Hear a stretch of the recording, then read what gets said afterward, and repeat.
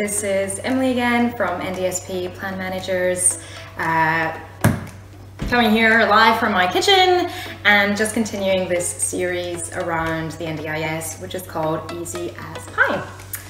Now, this is sort of the part 2 on how to use the funding that has been approved in your plan. So last time I kind of broke down what the budgets mean and where the flexibilities are in the categories. This time, I guess I want to cover the general rules that do become automatic. It's gonna sound like, oh my gosh, it's so time consuming to look at this every time. But the general rules around purchasing supports. So NDSP does actually put this into an easy sort of checklist document for you, and I'd suggest, at least whilst you're just getting used to the system, even if you're not plan managed, to be honest, I'd still go on there and just download the checklist, because it's a really useful tool to work through, get used to, and then eventually you'll be able to put that list to the side and just do it for yourself pretty quickly. So if you just go on to ndsp.com.au and then actually click onto Participant Toolbox, click that link, and then scroll down to where you can download PDFs. It's called the Reasonable and Necessary Checklist. And generally we've had really good feedback in terms of building people's comfort around using their plan by using that checklist. So if just to explain that checklist, the things you need to think about when you're wondering whether something can come from your plan. Number 1 is whether that thing is disability related. That might sound super obvious, but it can actually be really hard to unpack. So it can't be an everyday expense. The NDIA is really clear on their position with this. So we have received things like receipts for food and internet bills and things like that. We cannot process those types of things because the NDIA is just clear that we can't. That was not a very eloquent way to say it, but basically we're sorry, but everyday expenses are not covered.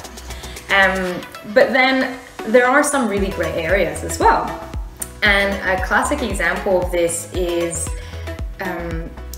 groups and activities and courses.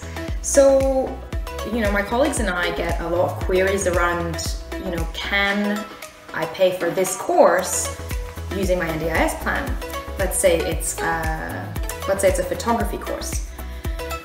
In those situations, I always come back to what is driving you to attend that course? What is the real motivation for that course? Is it just because you like photography and it's a hobby, and, you know, is the answer hobby?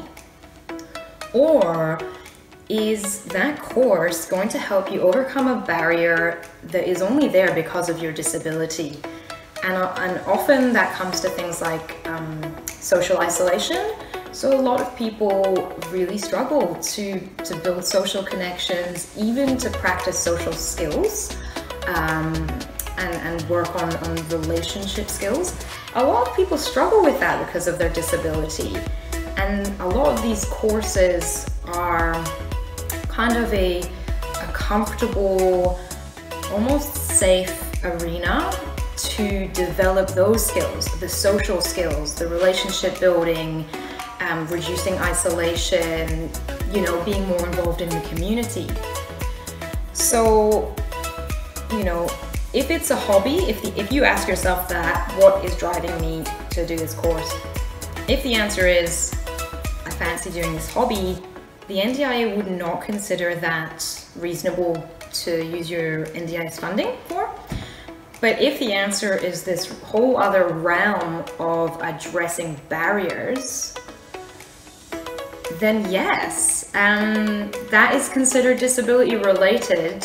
And I personally have heard quite a few, you know, success stories around the outcomes of attending courses for that purpose. So is it disability related? Number 1. Number 2, is it goals related? You're thinking, goals, this is ringing a bell from the first episode. Yes, you know how I said every dollar of funding must go towards your goals? That's key. So just have a think. I mean, you'll know what your goals are, but if you want, you can revisit what you actually wrote down in your plan. And really, the spending just has to help you work towards one. It doesn't have to like take one off in a day. You know, there's a lot of incremental progress in these things, but just double check that that's that it's lining up with your goals. So that's that one. Also, there is this whole value for money argument with the NDIA, which isn't unreasonable, okay? Because there is actually constantly a whole spectrum of how much you can spend on something to achieve your goals. Now, a really good example that I had a few months ago actually was we had a participant who could no longer they couldn't leave their property because they couldn't work the manual gate at the front. And so they were just looking for a solution to this. Now, there were a few options on the table. The NDIA did ask this participant to consider a support worker.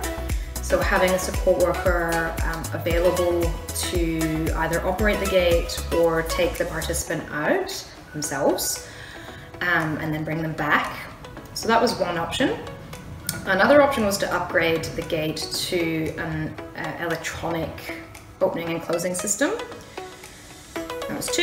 And then another option would have been to literally replace the whole gate. Okay, so pretty different options.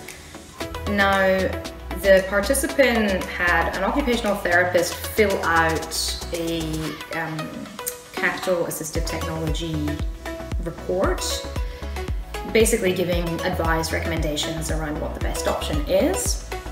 And in that instance, the NDIA considered the upgrade to be the best value for money and suitable option, which first of all, it meant the participant didn't have their independence taken away by just, you know, needing a support worker all the time. So it kind of facilitated maintaining independence. By upgrading it to electronic, it meant she could just go in and out, but it was also quite low cost. I mean, it was a high cost upgrade. It was $5,000 and something, but in the long run, compared to having a worker on standby constantly, that's a pretty good, you know, payoff.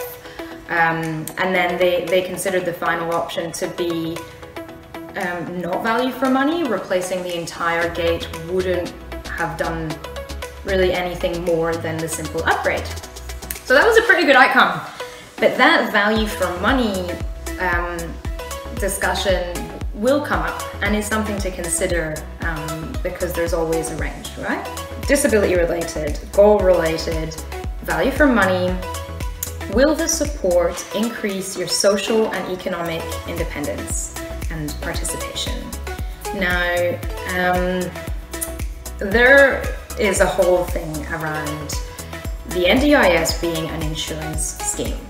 And you know, the word insurance sometimes makes me, you know, it's all statistics, humans aren't, but I actually understand that the goal of an insurance scheme is it's really honorable, and it's actually really positive in my mind, because if you build up your social and economic participation, you're just reducing your dependence on something else. Like, you're taking back control for yourself. And yeah, ultimately that means you'll need less money from the NDIS potentially down the track.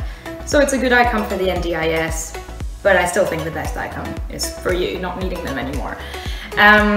So yeah, have a think. Will this activity, support, equipment, whatever it is, will it increase your participation? Will you be able to be more involved and feel more a part of your community? Possibly going back to work, going back to volunteering, or just making more connections in the community, lots of things, right? So that one, and also there are two more. Sorry, I know it sounds like a lot, but we're getting there. It does become automatic after a while. So if you're using a capacity building support, is the support helping to increase your independence, ultimately so that you don't rely on that support as much down the track, you know. And something to note is if a capacity building provider asks you for a copy of your plan or a copy of your goals, especially, that's because they are expected to write a progress report.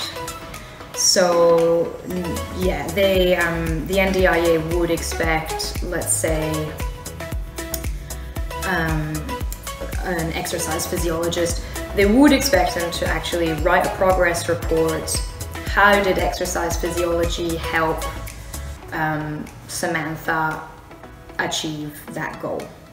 So that might be why they ask, and yeah, the expectation is hopefully you're gonna progress along independence. The last one sounds simple again, not so simple, bit of a gray area. The last one is the NDIS the most appropriate funding body for that support? And by that, they do not mean if it's not too bad, you're on your own. They just mean there are other departments, there are other community supports, and there are situations where perhaps a family or a member or a friend might be the best person as well. So yeah, that last one is essentially ask yourself whether the NDIS is the most appropriate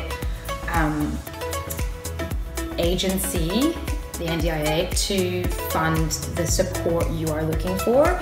And it just isn't always the case. So I figured some examples might help. And a really common one that comes up is something clinical or diagnostic, or for example, treatment in a hospital, things like that.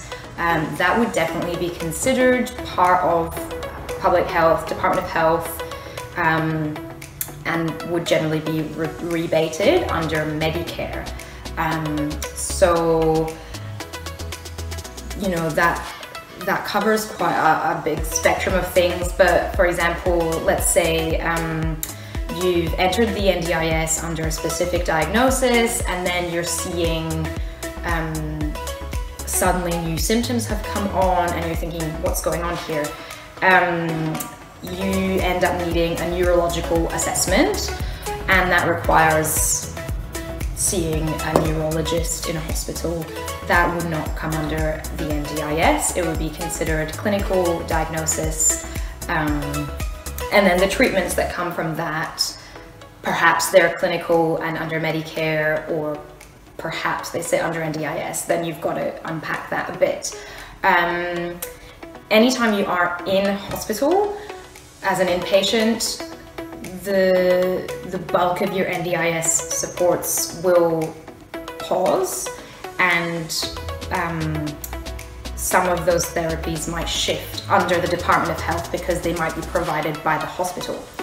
That's not the case for everything, because for example, if you have a support coordinator, they're certainly going to still be working with you, and even if you have a support worker that is very familiar with your situation, they might be coming in to hospital.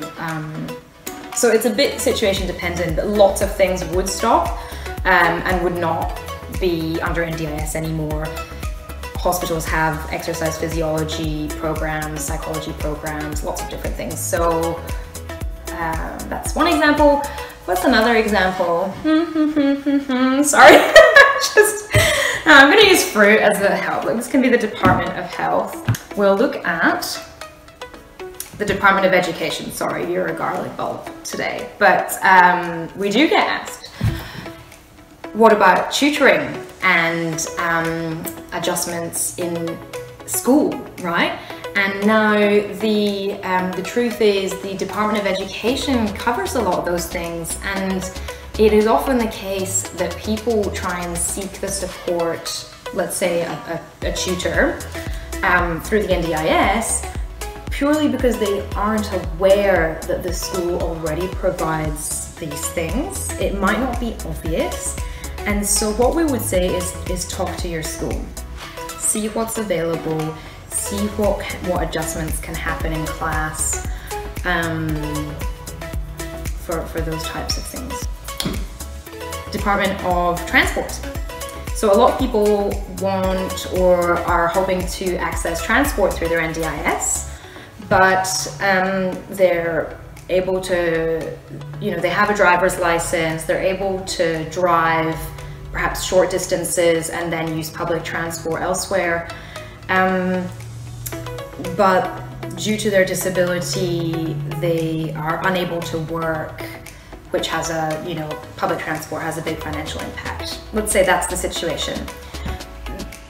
The NDIA wouldn't fund transport in that case, because you've indicated you can use public transport and you are able to drive. But the Department of Transport actually offers concessions if you are, for example, on a disability support pension, if you have a caterer's card, if you are vision impaired, you may be eligible for a kind of specific concession through the Department of Transport as well. So that's another situation where the NDIA perhaps hasn't given you money for transport, or you can't access transport, but there might be other ways, other things to look at. And so I do recommend looking into it, because it can add up, seriously. And it's also, you don't want to be sitting there going, oh, all these things I need, I can't access. It just so happens it's sitting elsewhere and it might be a bit hidden from view, so you might need to do a little bit of digging. I think that is us for today. So disability related, goal related, value for money, increased social and economic participation, increases your independence if it's a capacity building support, not most appropriately funded elsewhere, whether that's another department or a community support or an informal support, which would be family and friends. Gosh, okay, well look, I think it's time for me to get my quiche out now, so I'm gonna do that.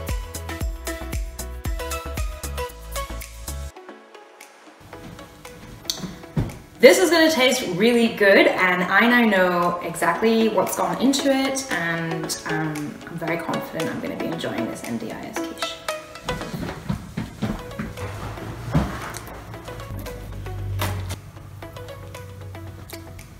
Mmm.